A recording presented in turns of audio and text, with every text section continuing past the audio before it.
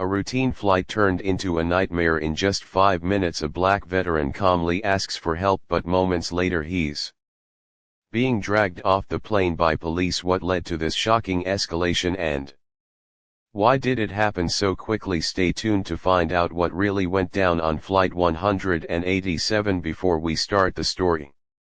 Comment below where in the world you're watching from today, and if you find this story interesting, don't forget to subscribe for more. It was supposed to be a routine flight. Marcus Steele, a 39-year-old U.S. Army veteran, had just attended a military reunion and was heading home eager to relax after a long weekend. He boarded Flight 187, found his seat and settled in, ready for the smooth journey ahead. What Marcus didn't expect, though, was that within minutes of boarding, his calm flight would turn into a scene no one on board would ever forget. As the last few passengers took their seats, the flight attendant Sarah Johnson approached him. She asked if he could store his bag in the overhead compartment, as she noticed it was blocking the aisle. Marcus, who had already placed his bag in the compartment above him, politely explained that it wasn't blocking the ace and that it was in an acceptable position. He was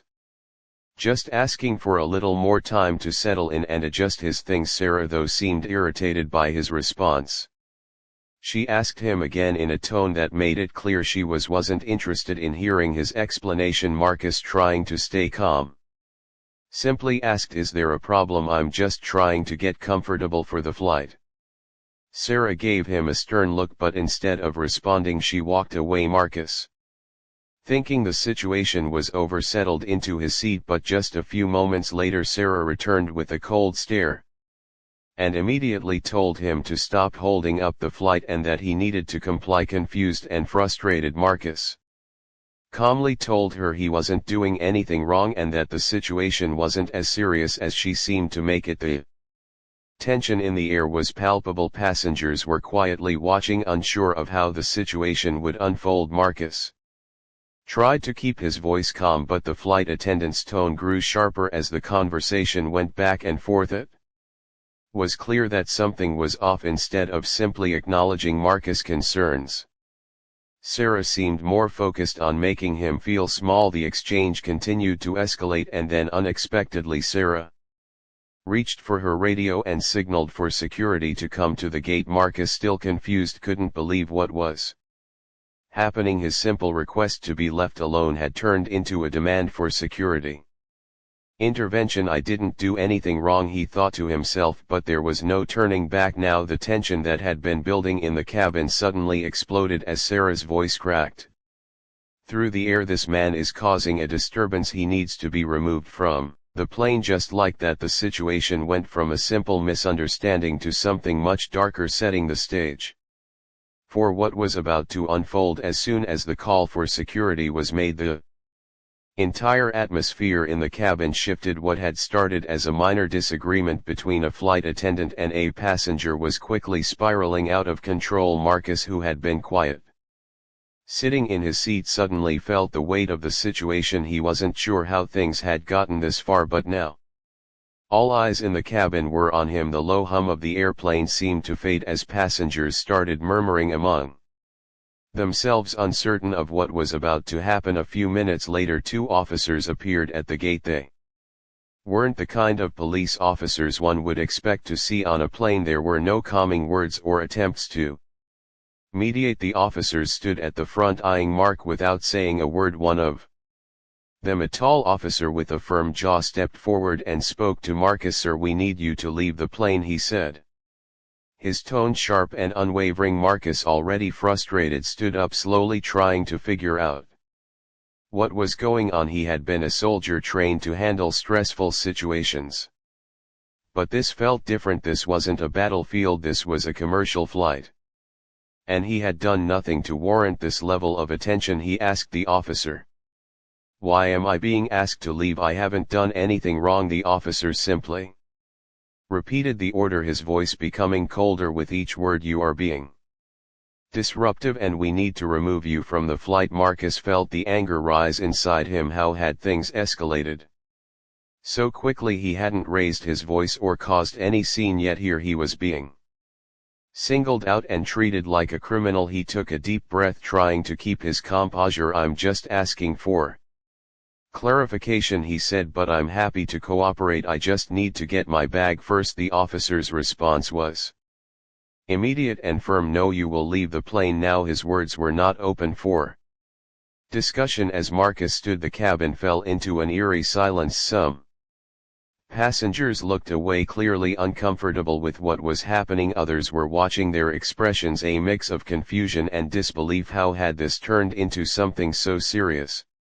The tension in the air was thick. Marcus looked around, hoping someone would speak up, but everyone seemed to be holding their breath, waiting for the next move. The officers then made it clear that there would be no discussion. They moved toward Marcus and began instructing him to leave the aircraft immediately. The once routine flight now felt like a high-stakes standoff. The more Marcus tried to explain himself, the more intense the situation became, and that's when things began to truly spiral out of control. The situation was no longer a mere misunderstanding, it had now transformed into something far more serious. As Marcus was escorted to the plane's exit, a sense of unease settled over the entire cabin. The officer hands were on their weapons, their body language rigid, signaling that this was not going to be a polite exchange. There was an almost deafening silence, broken only by the sound of the officer boots on the floor as they moved toward Marcus.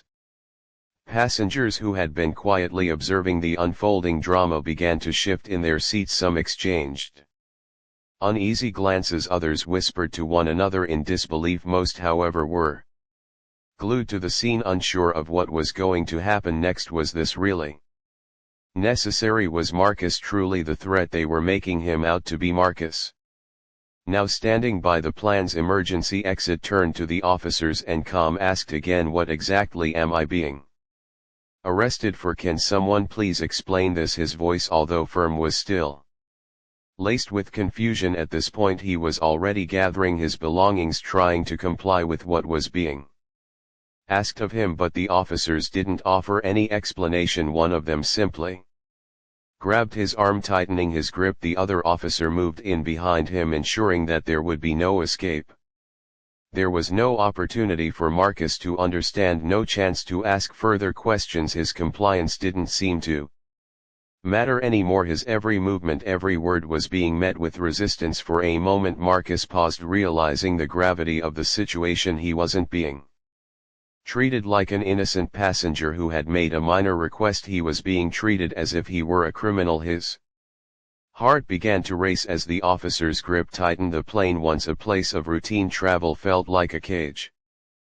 Passengers looked on, some with sympathetic expressions, others with discomfort. They saw a man, a veteran who had fought for this country, being dragged from his seat and escorted off the plane without an ounce of compassion. There was no apology, no attempt to calm the situation down. The flight attendants, who had witnessed the entire exchange, now stood back, watching in silence, seemingly uninterested in what had transpired. Marcus, still trying to process the reality of it all, felt a surge of frustration. "I'm not a criminal," he muttered under his breath as the officers continued to guide him toward the door. But it was clear this wasn't about reason or logic anymore, it was about control, and Marcus was caught in the middle of it. As the officer's hands grew firmer, Marcus realized that the situation had reached a point of no return. He had never imagined that his attempt to clarify a simple misunderstanding would lead to him being escorted off the flight in such a humiliating way. In those final moments before he was forcibly removed from the plane, everything became surreal. What should have been a simple conversation about a misunderstanding was now a full-blown public spectacle. Before Marcus could fully comprehend what was happening, the officers had already started to move him towards the aisle. His feet were barely touching the ground as they tugged at his arms, forcing him to walk in a way that felt almost unnatural. The tension in the cabin was palpable. Passengers sat frozen in their seats, eyes wide, some gasping in disbelief at what they were witnessing. Marcus tried to keep his balance, but the officers weren't gentle. One officer gripped his arm so tightly that it felt like his bones were going To crack, the other officer walking behind him kept a close watch as if he might attempt to break free. Marcus, though physically and mentally exhausted, tried to remain calm. "I'm not resisting," he muttered, hoping his words might de-escalate the situation. "I'm just trying to understand why this is happening." But the officers didn't stop. They didn't listen to his pleas or even acknowledge his attempt to explain himself. Instead, they shoved him forward, pulling him along with little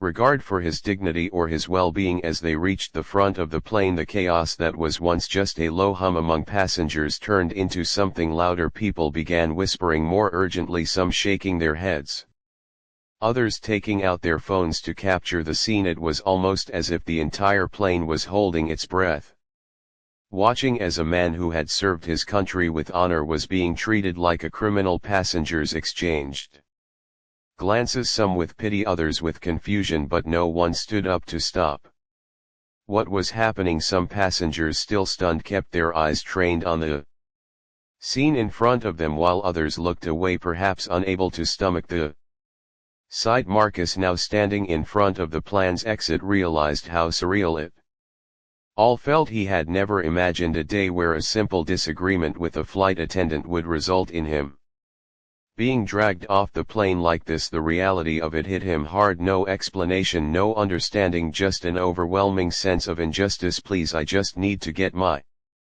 things," Marcus said, his voice shaky, but the officer holding his arm didn't respond. Instead, the officers pushed forward, guiding him toward the door as if his belongings didn't matter anymore. It was clear that their goal was simply to remove him from the plane, and everything else, his comfort, his rights, seemed secondary. One last look around the cabin revealed the stunned faces of the passengers. Some had their phones out, recording what was happening, while others remained eerily silent. The entire plane seemed to be a captive audience to an event none of them could have predicted when they first boarded the flight. As Marcus was led through the narrow aisle, he felt the eyes of everyone on him. It was humiliating, it was degrading, and it was wrong. His body was being dragged off the plane, but in those final moments his mind was racing, trying to make sense of how this had spiraled out of control. 1 minute he was quietly seated, and the next he was a public spectacle. With a final tug at his arm, Marcus was thrust into the jet bridge, the doors to the plane slamming shut behind him. The harsh reality of the situation hit him all at once. He was now outside the plane, standing in the cold, feeling both physically and emotionally drained. He had been taken off the flight, but the real question was why. The jet bridge door closed with a residential thud, but the chaos inside the plane hadn't quite settled. Passengers were left in a stunned silence, processing what they had just witnessed. It didn't matter that the plane was still parked at the gate. What had just happened was not something any of them would soon forget. The flight attendants, who had been silent witnesses to the entire ordeal, began to go back to their routine, but the passengers weren't as easily able to move on. Some passengers began speaking to one another in hushed tones, their faces full of disbelief. One woman sitting by the window shook her head in confusion, muttering to her seatmate, "How could that have escalated so quickly?" Another passenger, who had been sitting near Marcus, whispered, "He didn't even do anything. I was right there the whole time." But it wasn't just the passengers who were shaken. The incident quickly made its way to social media, where the video footage of Marcus being dragged down the aisle was shared widely. What started as a quiet disagreement between a passenger and a flight attendant had now turned into a full-blown public spectacle. The video, recorded by an observant passenger, quickly gained traction. By the time the plane had even left the gate, the hashtag #JusticeForMarcus began trending on Twitter. Online reactions were swift and fierce. People from all over the country, veterans, everyday citizens, and social media influencers alike, voiced their anger and disbelief at what had happened. Comments flooded in. "This is why we need better training for flight attendant," one person wrote. "No one should be treated like this, especially not a veteran," another commented. As the story spread, so did the questions. Why did the flight attendant escalate the situation in the first place? Why did the police come in so quickly without attempting to understand what had really happened, and perhaps most importantly why.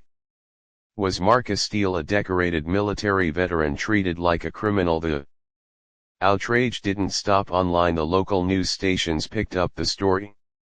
Running segments with the video footage, interviews with passengers were broadcast, and legal experts weighed in, questioning the actions of both the airline staff and the police people who had been on the flight, especially those seated near Marcus, were now starting to speak out more publicly. One of them, a man named James, had been seated a few rows behind Marcus and had witnessed everything firsthand. He told a reporter, "It was like they didn't even care to listen. I saw Marcus trying to stay calm. He didn't yell, he didn't even raise his voice. He just wanted an explanation, but instead of talking to him, they called the police like he was some kind of criminal." The airline issued a brief statement, but it was clear it wasn't enough. "We are aware of the situation and are looking into it," the statement read, but for many that was nowhere near sufficient. The public wanted answers, real answers, not just corporate jargon. Marcus's story was quickly becoming more than just an isolated incident. It was a symbol of something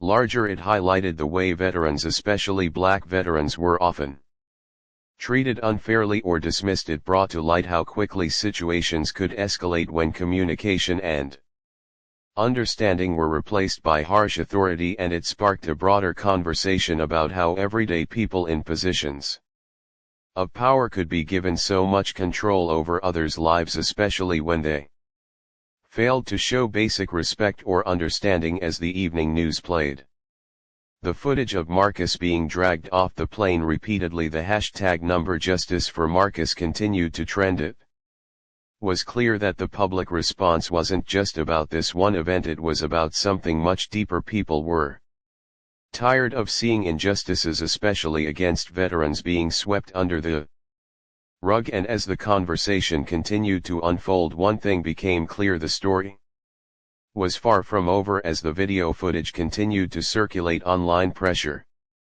mounted on the airline and the authorities to take action. The public's anger was palpable, with calls for accountability growing louder every hour. What had started as a seemingly routine flight had now become a flashpoint for a larger debate about power, authority, and the treatment of veterans, particularly black veterans. The phone lines of both the airline and the local police department were flooded with complaints, and social media was awash with people demanding answers. The airline's PR team scrambled to handle the situation, but it quickly became apparent that their initial response wasn't going to be enough. The vague statement they released to the public, "We are aware of the situation and are investigating it," was met with frustration and disbelief. The airline needed to do more than just issue a statement, it needed to show real accountability. Meanwhile, local law enforcement launched an internal investigation into the actions of the officers involved. The police chief, under pressure from both the public and the media, promised a thorough review of the incident. "We will ensure that this situation is handled fairly, and if any protocols were violated, the appropriate actions will be taken," the chief said in a press conference. But for many, the words rang hollow. The public wasn't asking for another vague promise. They wanted to see real consequences, real justice. In the days following the incident, various news outlets began interviewing people who had been on the flight. One of the most vocal was James, the passenger who had been sitting behind Marcus and had seen the entire exchange firsthand.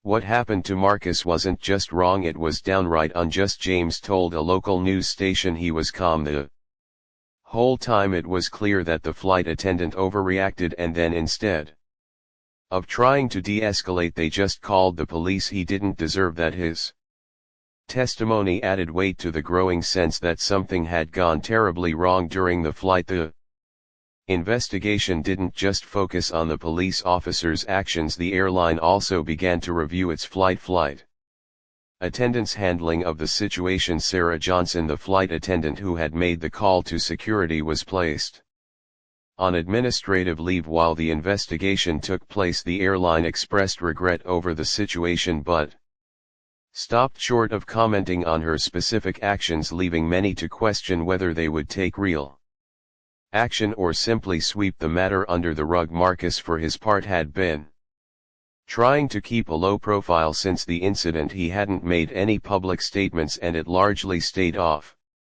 social media, though the stories and opinions surrounding him continued to swirl. But as the investigation unfolded, it was clear that his silence wasn't going to keep him out of the spotlight for long. Supporters of Marcus, including several veteran organizations, were organizing marches and rallies demanding justice for the veteran. The hashtag #JusticeForMarcus continued to trend, and soon enough petitions started circulating calling for an official apology from the airline and for a review of police protocols regarding airline incidents. The anger from the public wasn't just about one man's removal from a flight, it was about how quickly a small disagreement had been turned into an unnecessary and humiliating public spectacle. The media kept the story alive, reporting on each new development, but amidst all the chaos, one thing became clear: the public wasn't going to let this go easily. There would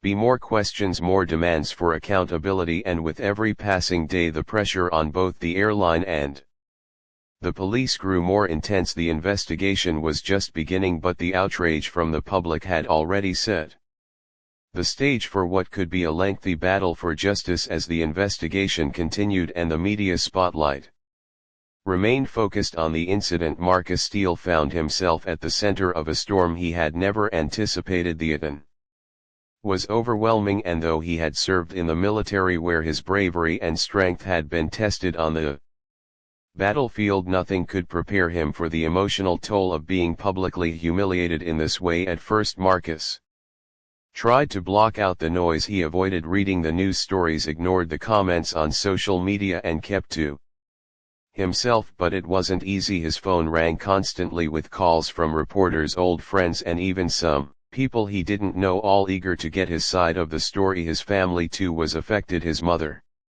who had raised him to stand tall in the face of adversity, was distraught. "Why didn't they listen to you, Marcus?" she asked, her voice trembling on the other end of the phone. "This isn't who you are." Every time he spoke with her or with his brother or even his closest friends, the words felt hollow. They tried to comfort him, to remind him of his past accomplishments, his service, his character, but the images of what had happened on that plane, the footage of his removal, replayed over and over in his mind. He couldn't escape the feeling of being trapped, of being dragged through the narrow aisle like a criminal.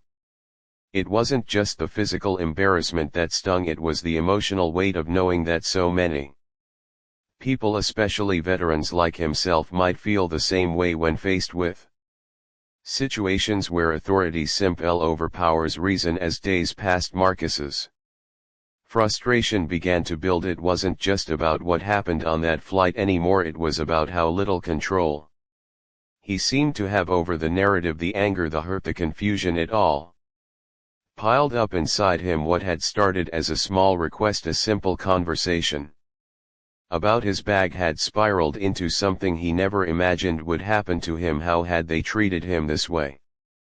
How had things gone from a polite exchange to him being dragged off the plane like a criminal? Every time Marcus saw the headlines or heard another person talk about the incident, he couldn't help but feel a sense of injustice rising within him. This wasn't just about what had happened in that moment, it was about the bigger picture.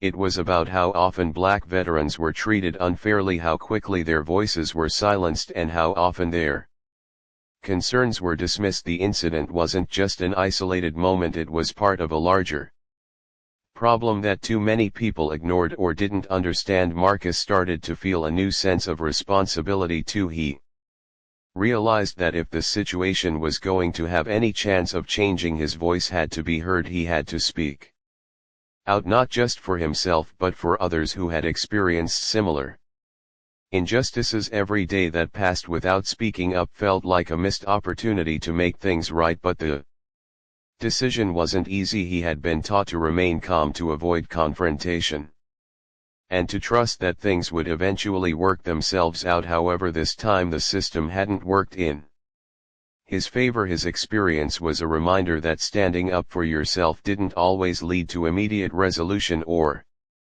fairness, and sometimes it took even more courage to demand justice when the odds seemed stacked against you. As the pressure continued to mount, Marcus knew that whatever he decided to do next, whether to stay quiet or speak out, would have a lasting impact, and in a way he was no longer just fighting for himself. His ordeal had become a symbol of something much larger. It was about standing up to an unfair system, about making sure no one else would face what he had gone through without someone willing to speak up. The emotional toll was real, but the weight of silence was beginning to feel heavier, and for the first time since the incident, Marcus was starting to consider that speaking out could be the only way to take back control of his own story. It was nearly a week after the incident when Marcus decided he couldn't stay silent anymore. The media continued to cover the story, and every new headline seemed to twist the knife a little deeper. The police department had yet to announce any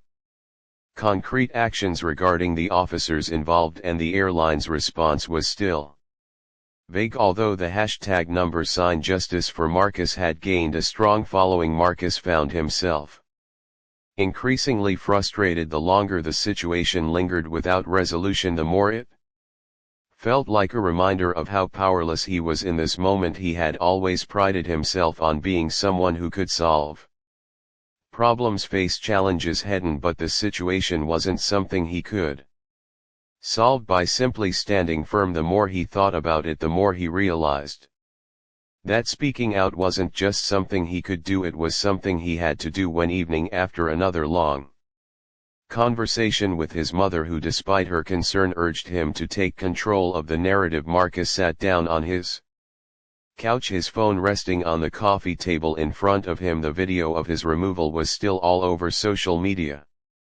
The images of him being dragged down the aisle, the disbelief on his face, the fear in his eyes. He had seen it 100 times, but every time he watched it felt like he was reliving the moment all over again. It wasn't just a video anymore, it had become a symbol of injustice, of humiliation, of something deeper that went beyond the confines of that one flight. The more he thought about it, the more he realized that he wasn't just a passive observer anymore. He wasn't just a victim of an unfair situation. This moment had become bigger than him. The next morning, Marcus called his lawyer. He had already been in touch with him briefly after the incident, but now he was ready to take the next step.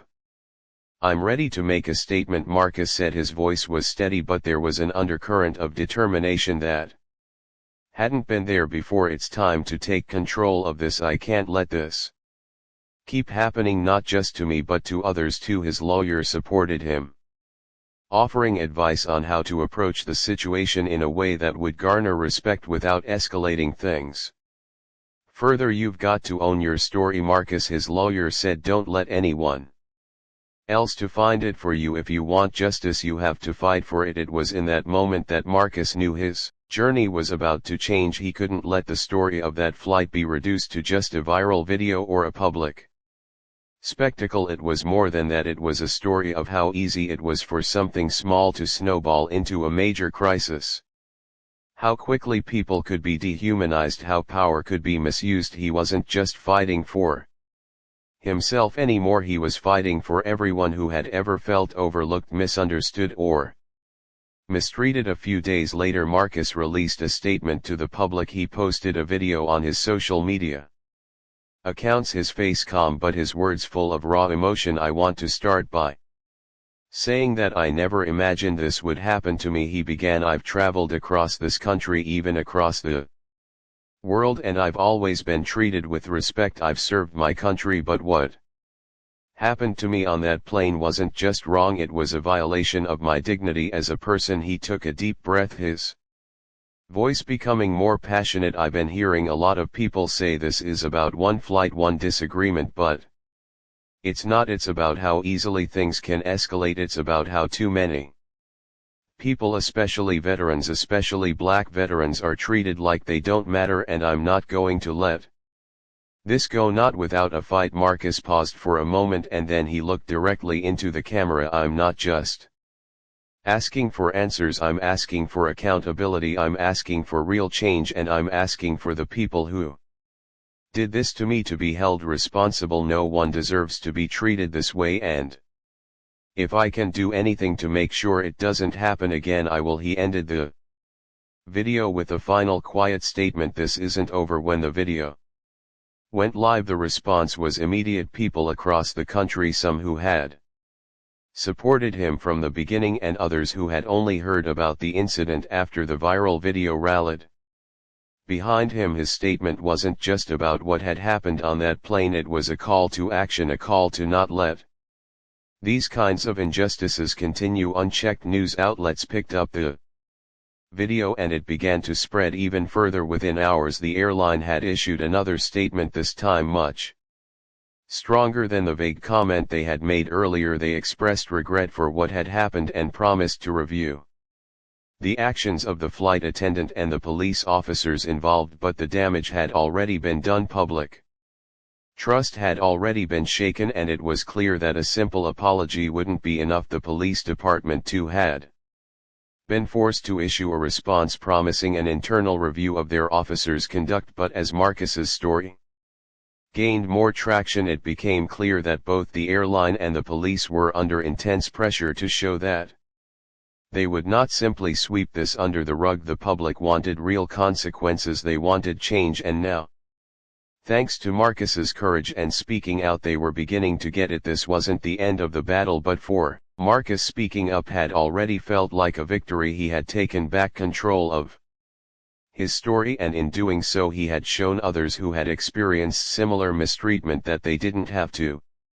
stay silent either. His journey had become about something far bigger than himself, and with each new supporter, with each new voice joining the conversation, Marcus knew that change was possible. The path ahead was UNC, but for the first time since the incident, Marcus felt a renewed sense of purpose, and no matter what happened next, he knew one thing for sure: this was only the beginning. As Marcus Steele's video statement continued to circulate and gain support, the pressure on both the airline and the police department intensified. The call for justice grew louder, and it became clear that this would not be a situation that would be resolved quietly or quickly. What had started as a personal experience of humiliation had transformed into a public cause, with people demanding accountability for what had happened aboard Flight 187. And now Marcus was about to embark on a legal journey that would take him through a labyrinth of bureaucracy, legal strategies, and public scrutiny. Within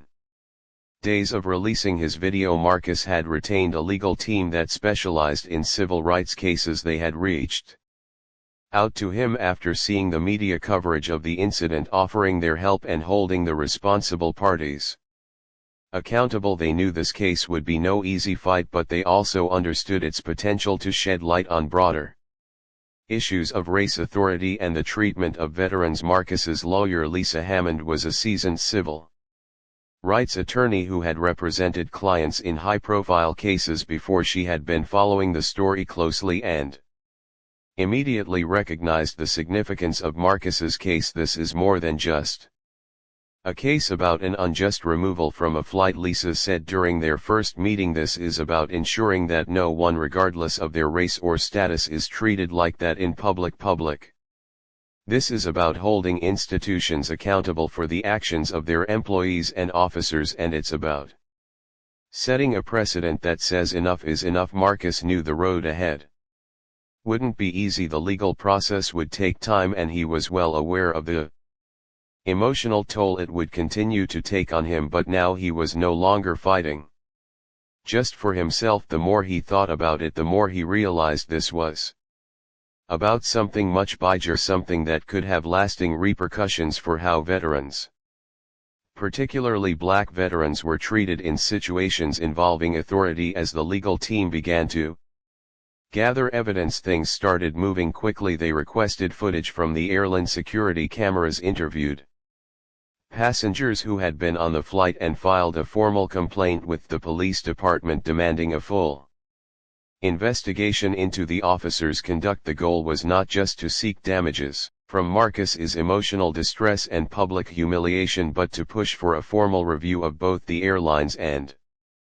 police department's policies regarding such incidents if they could prove that Marcus's treatment had violated his civil rights. They would have a strong case for a lawsuit. Meanwhile, the airline, sensing the growing momentum of the public outcry, announced that they were working on a comprehensive internal review. However, as they continued to avoid making any real public commitment to specific actions, the anger only deepened. Activists, legal experts, and the general public all agreed that the airline needed to do more than just issue statements. They needed to take tangible steps toward accountability, especially since their flight attendants had failed to de-escalate the situation. The police department too was feeling the heat. The officers involved in Marcus' removal had been placed on administrative leave pending the internal investigation, but this alone wasn't enough to satisfy the public. The idea that the police were simply looking into the situation wasn't enough for those who had seen the footage and heard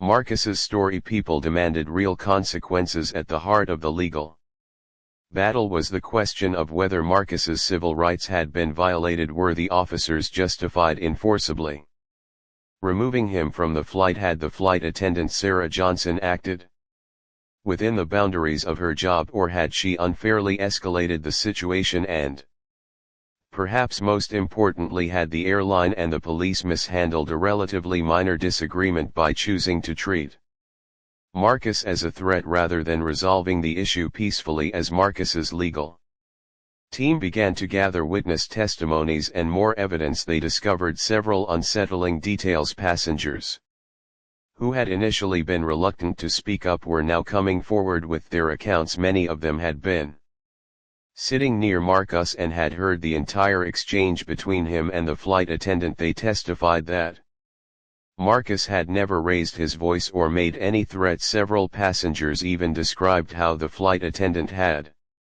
been condescending and dismissive from the very beginning, which had contributed to the escalation. One witness, a woman named Karen who had been sitting 2 rows behind Marcus, recalled the moments before the officers arrived. It was clear that Marcus was trying to explain himself calmly. He wasn't arguing, he was just asking questions, Karen said in her statement. But the flight attendant wouldn't listen, and when the officers came, it just got worse. They didn't even try to talk to him, they just started pulling him out of his seat. I've never seen anything like it. This testimony would become crucial in building Marcus's case. The legal team believed that if they could prove the flight attendant actions had been disproportionate and that the officers had overstepped their authority, they could make a strong case for an unlawful removal as well as emotional and psychological damages. In addition to the testimonies, Marcus's legal team also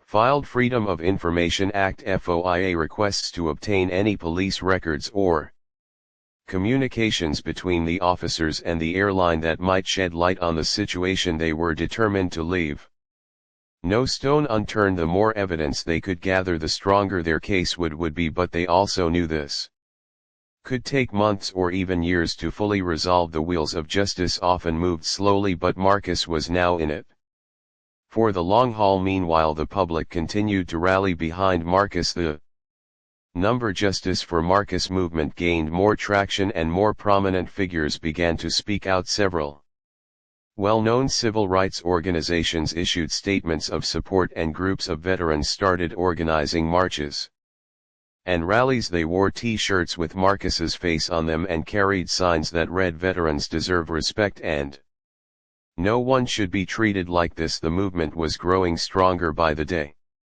and Marcus began to realize that his fight wasn't just about getting justice for himself, it was about something much bigger. As the days passed, Marcus couldn't help but feel a mixture of exhaustion and determination. He had been through so much in such a short amount of time, and yet he had come out the other side with a sense of purpose. The legal battle would be long and difficult, but he wasn't backing down. This fight wasn't just about his dignity, it was about ensuring that no one else would have to endure the same treatment he had. And as The legal team continued to build their case. Marcus understood that this was far from over. The pressure was mounting. The eyes of the nation were watching, and he was ready to continue the fight no matter how long it took. As the legal battle grew in intensity, so did the media coverage. What had started as a viral video of Marcus Steele being dragged off the plane had morphed into a national story. The incident, once just a private isolated event, was now a symbol of deeper societal issues: racial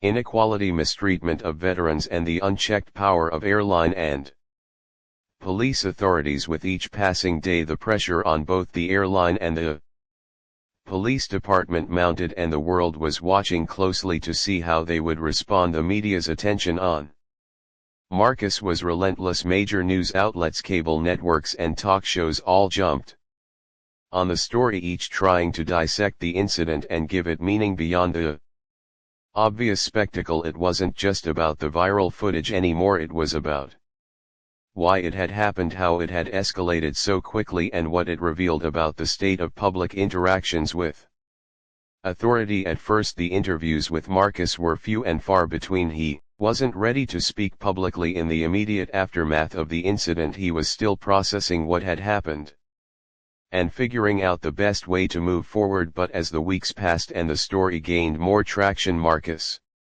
realized that staying silent wasn't an option. He had already made his statement, but now it was time to tell his side of the story in more detail. It was time to speak directly to the people who had supported him, to give them more than just a brief video response. The first major TV interview Marcus agreed to do was with a prominent news anchor on a prime-time show. It was a pivotal moment, not just for his case, but for the broader conversation about police overreach and the treatment of black veterans. The producers promised him a platform to share his truth, and Marcus was determined to make the most of it. The day of the interview, Marcus walked into the studio, his nerves barely hidden beneath his calm exterior. It was one of the first times he had been in front of cameras since the incident, and the weight of the situation was not lost on him. He knew this interview would reach millions of viewers, some of whom might already have preconceived notions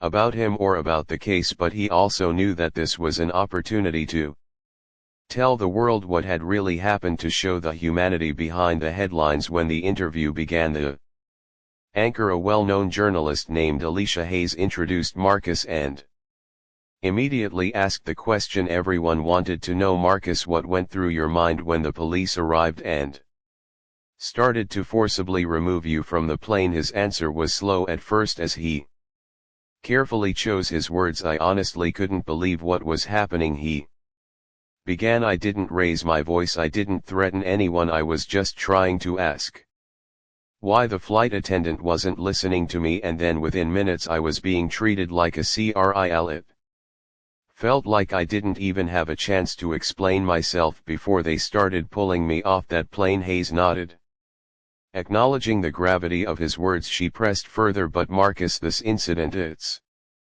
not just about what happened in those moments, is it? There's a larger conversation happening now about racial profiling, about the treatment of black veterans. Do you think this incident is part of something much bigger? Marcus paused, his gaze turning more serious. Absolutely, he said firmly. What happened to me is something that happens to too many people every day, but it happens more to black people, and it happens to veterans. There's this assumption that we don't deserve the same respect, and when we try to stand up for ourselves, we're treated like we're the problem. I didn't just feel humiliated, I felt like I was being punished for something I didn't do. The interview continued with Alicia Hayes asking more questions about Marcus's military background and how his experience in the army shaped the way he viewed authority in conflict. Marcus spoke with honesty, sharing that he had spent years serving his country, yet had never been treated with the same dignity and respect as a civilian. He talked about the emotional toll the incident had taken on him, his struggle to come to terms with the public nature of his humiliation, and the way it had affected his sense of self-worth. The more Marcus spoke, the clearer it became that this wasn't just about a disagreement over a bag or a misunderstanding with a flight attendant. It was about systemic issues. It was about the power dynamics that existed between the public and those in authority, and how quickly situations could escalate when one person, especially someone from a marginalized community, was treated with disrespect. Marcus wasn't just advocating for himself and anymore, he was fighting for everyone who had ever been dismissed or dehumanized simply because of their race or their status. The interview ended with a powerful statement from Marcus: "This is bigger than just me. I've heard from so many people who've been through similar situations, and I'm fighting for them too. No one should have to experience what I went through. This needs to change." The interview had the desired effect. The outpouring of support for Marcus was immediate and widespread. His words resonated with so many people who had felt powerless in similar situations, who had been unfairly treated by authorities or institutions. The hashtag #Justice for Marcus exploded across social media, and people from all walks of life shared their own stories of being mistreated or misjudged. The media coverage didn't stop. Their news outlets around the country followed up with in-depth analysis of the case. Legal experts weighed in, questioning the actions of the flight attendant and the police officers. Activists spoke about the broader context of racial injustice, especially in interactions between black civilians and law enforcement. But not all the media coverage was supportive. Some outlets, particularly those with a more conservative audience, questioned whether Marcus had overreacted. They speculated about his behavior and the supposed threat he posed to the flight attendants and police officers. These narratives quickly became part of the backlash, with some detractors attempting to paint Marcus as someone who had caused the situation himself. However, Marcus didn't let the negativity derail him. He knew the importance of his story, and he knew that the road to justice wasn't going to be easy for every person who stood up in his support. There were others who tried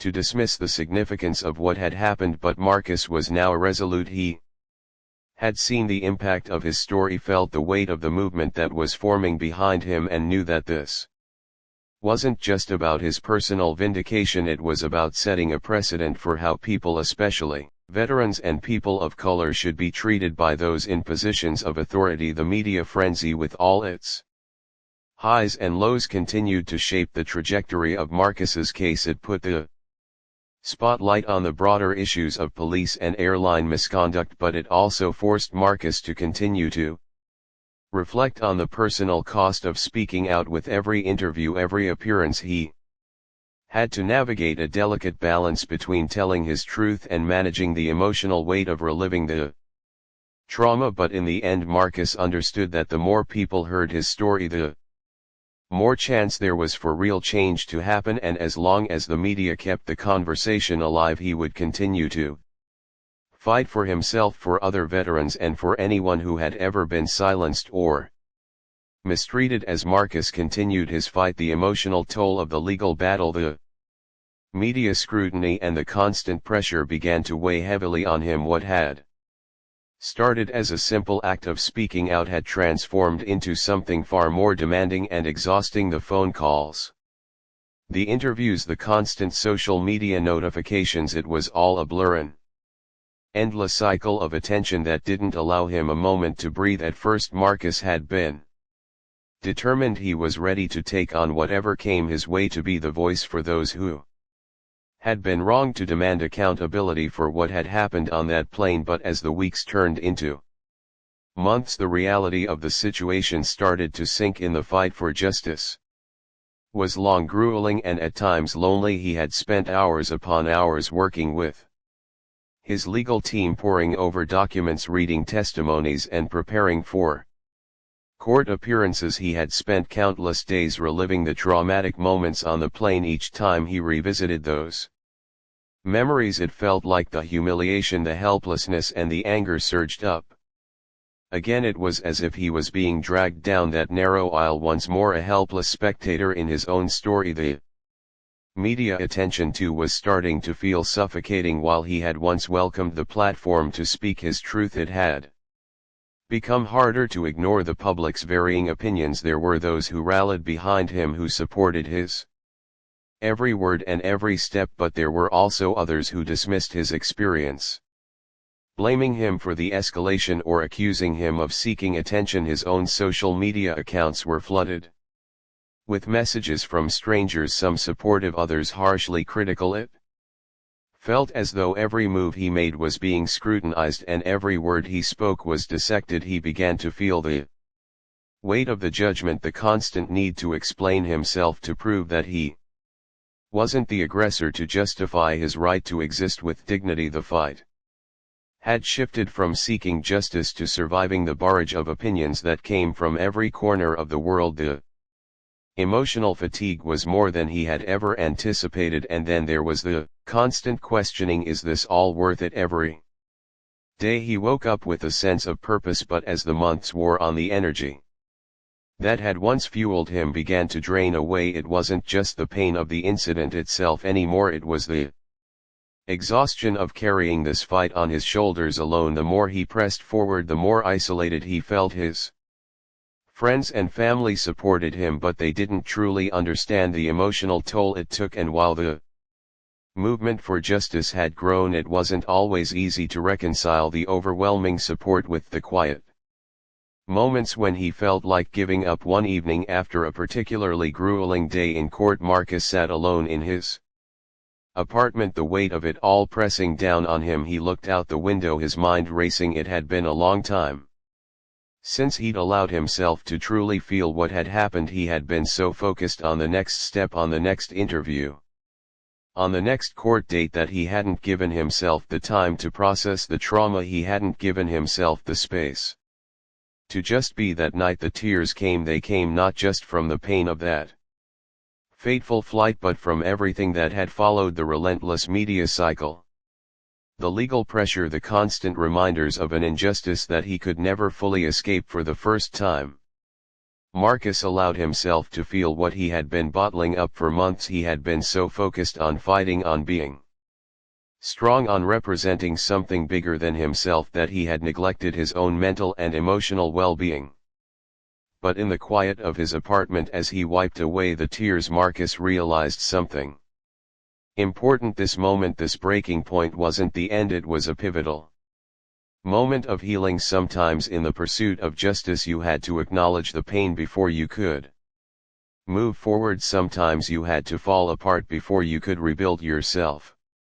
The next day Marcus took a step back. He took a brief respite from the legal proceedings in the media blitz. He needed time to breathe, to focus on his own recovery. He didn't stop fighting, he just gave himself a chance to recover before he jumped back into the battle. He began spending more time with his family and friends, seeking the support he had been too busy to receive before. He also reached out to a therapist, realizing that in order to continue the fight for justice he needed to heal himself first. As he began to take better care of his mental health, something began to shift in him. The anger that had fueled him for so long was still there, but it wasn't as consuming. He started to regain his strength, his sense of purpose, and his ability to move forward with clarity. He realized that this fight wasn't just about the destination, it was about the journey, and that meant taking care of himself along the way. The process wasn't quick and the emotional scars wouldn't disappear overnight, but Marcus understood now that in order to stand strong for the causes he believed in, he had to be whole himself. He had to be at peace with his own experience before he could demand peace for others. Marcus returned to the fight with renewed determination. He wasn't just fighting for justice anymore, he was fighting for healing, not just for himself but for others who had been through similar struggles. He knew that the fight ahead would continue to be difficult, but now he felt better equipped to handle the emotional roller coaster that came with it. He had learned an important lesson during his time of reflection. Justice wasn't just about winning a case or changing policies, it was about healing, understanding, and giving people the space to be whole again. And Marcus, with a newfound strength, was ready to continue that fight no matter how long it took. Months had passed since Marcus Steele had publicly shared his side of the story, and while the pressure had never fully subsided, something had shifted in the way people were responding. The media coverage initially A chaotic frenzy of sensationalism began to evolve into a more thoughtful, nuanced conversation about justice, race and power. The public's anger, which had been raw and immediate, began to give way to a deeper understanding of the issues at hand. The more Marcus spoke out, the more others who had been in similar situations found their voices as well. The first sign of this shift came when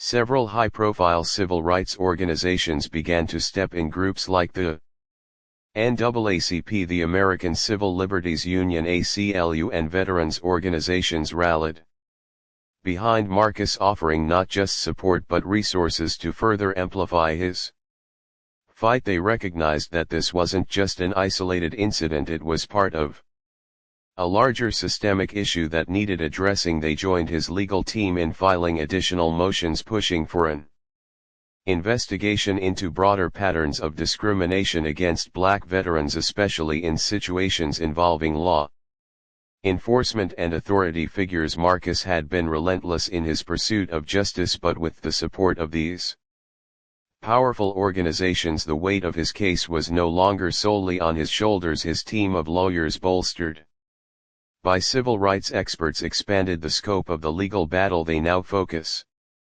not just on the actions of the flight attendants and the police officers on Flight 187, but also on the policies and practices that allowed such incidents to happen in the first place. They began investigating other similar cases, looking for patterns of racial profiling, police overreach, and mistreatment of veterans, particularly veterans of color. They found disturbing evidence that Marcus's case wasn't as unique as it seemed. Meanwhile, Marcus's mental health continued to improve. The break he had taken earlier in the year when he stepped back from the media spotlight had given him the time he needed to heal. He was spending more time with his family, reconnecting with his community, and even speaking to others who had experienced similar injustices. He spoke at rallies, attended veteran events, and shared his story with others who had faced wrongful treatment. The process of sharing his pain, of hearing others tell their own stories, became part of his healing journey. It wasn't just about him anymore, it was about a collective struggle for justice. Every time someone else came forward, Marcus felt a little less alone. Despite the emotional weight, the public support for Marcus began to intensify. His case was no longer just about the rights of a single individual, it had become a symbol of the broader fight against racial injustice. On social media, activists and everyday people rallied around him, using his story as a springboard to launch larger conversations about the disproportionate treatment of black men and women in everyday situations. His journey was covered in documentaries, articles and podcasts, all trying to highlight not just the incident on the plane but the larger societal issues it represented. Public opinion on Marcus's case continued to evolve as well. What was once a divisive issue, with many questioning Marcus' actions or blaming him for the escalation, had transformed into a widespread call for reform. A growing coalition of politicians, activists and ordinary citizens now stood behind him, demanding changes in police, preparing carrier strategies, and how ethnic minorities were treated out in the open spaces. Obviously, the framework as it wasn't working for everybody, and Marcus' story had enlightened the breaks in it. The tension was currently on the carrier, which had been trying not to take genuine obligation regarding its job in the occurrence. Following quite a while of public objection, the carrier at long last consented to meet with Marcus' lawful group. The exchanges were extraordinary, with the two sides attempting to settle. However, the aircraft presently confronting legitimate repercussions as well as the rage of popular assessment consented to a settlement. The subtleties of the settlement were kept hidden. However, obviously Marcus had won. The aircraft consented to pay harms as well as guaranteed to survey and redesign its preparation for flight participation, with a particular spotlight on de-escalation and racial awareness. The police division also had been feeling the strain. While the officials engaged with Marcus' expulsion had not been officially focused, the public clamor joined with the tension from social liberties gatherings and political Pioneers constrained the division to execute new approaches pointed toward forestalling comparative episodes in the future. The officials included were expected to go through extra preparation in local area policing and racial responsiveness. The division likewise reported a more extensive survey of how its officials taken care of public unsettling influences, especially in circumstances including veterans and ethnic minorities. While many considered this to be a stage justified bearing, others accepted it was only the starting. Genuine change would possibly come when the whole framework from regulation requirement to the aircraft started to move. Its mentality about how it treated underestimated networks. For Marcus, the settlement and the strategy changes were triumphs. However, they weren't the finish of the fight. He knew that genuine change couldn't be accomplished with only a couple of strategy changes. He realized the discussion needed to proceed with, that the energy needed to be kept alive. He started working with the social equality gatherings and veteran associations to push for cross-country changes in how veterans were treated by policing public foundations. He talked at municipal centers, affirmed before boards, and worked indefatigably to ensure that nobody in the world might have to go through what he had encountered. Quite possibly of the most huge minutes came when Marcus was welcome to talk before Congress. The conference was based on police change, racial equity, and how foundations could more readily serve and regard veterans of variety. Marcus, who had once been hesitant to talk openly, now remained at the front of a development, his voice solid and consistent. "I didn't need to be here," he started. "I would have rather not recounted my story to the world. However, I had no way out when the framework fizzles, when the individuals we trust to safeguard us betray against us. We need to stand up, we need to request change, and if my story can help other people, then, at that point, I'll continue to tell it regardless of how agonizing." The commendation followed was stunning. It wasn't simply a triumph for Marcus, it was a triumph for every individual who had at any point been abused by the framework, each and every individual who had at any point felt frail despite power. Marcus had transformed his torment into power, his enduring into strength. What's more, his voice had turned into an impetus for change as the months passed and the energy of his development kept on developing. Marcus realized that the battle wasn't around. There were still fights to be battled, and there were still individuals who should have been heard yet at that time remaining previously Congress. Marcus understood that he had accomplished something beyond look for equity for himself. He had started a discussion that was greater than any one individual, a discussion that would keep on molding the fate of racial equity, veterans' freedoms, and how individuals are or treated when they step onto a plane or into any open space. The changing tide had started, and it was just the start of the change that Marcus Steele and innumerable others had battled for. As Marcus Steele remained at the very front of the development he had incidentally started, he really wanted to think about how far he had come. What had begun as an individual difficulty, a humiliating and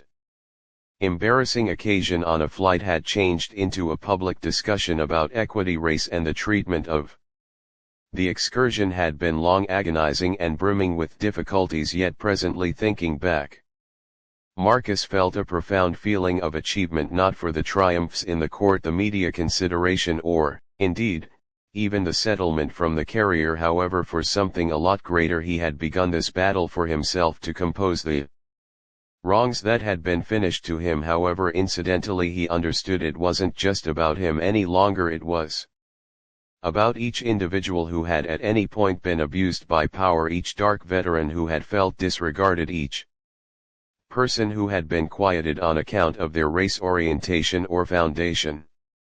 Marcus had gotten comfortable with himself, and in doing so he had given others the mental fortitude to find theirs too. The months that followed Congress's hearing were loaded up with continuous conversations about fundamental change. Regulation pointed toward moving along the treatment of veterans of variety, as well as more extensive police change started to get some forward movement. Marcus worked intimately with legislators, veterans associations, and social liberties bunches. Every one of them joined in a shared objective to ensure that what happened to him on flight 187 could at absolutely no point ever occur in the future. It wasn't just about strategy transform, it was about a change in open cognizance. Individuals were beginning to figure out that the issues Marcus had confronted were not confined occurrences but rather part of an example of out of line